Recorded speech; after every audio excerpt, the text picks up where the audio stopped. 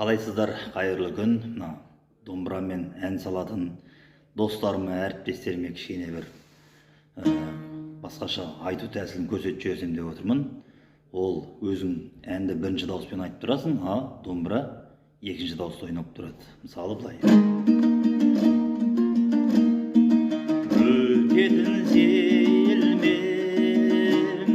ей дүние базарсың, пенделік бейілден жүрегім тазарсың.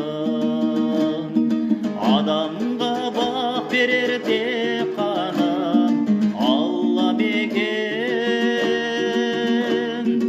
Өмірдің қызығы біреуге арман екен. Мәңгілік тұрағың болатын бар ма мекен. Бес күндік бұл дүние расында жалған екен. Қуаныш қайғының бәрі де бітеді.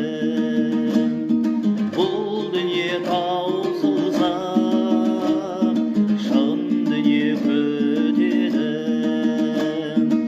Адамға бақ берер тек қана Алла мекен.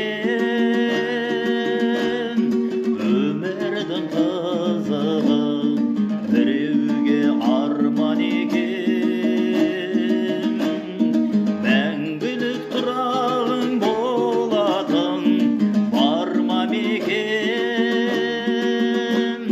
Бес күндік бұл дүние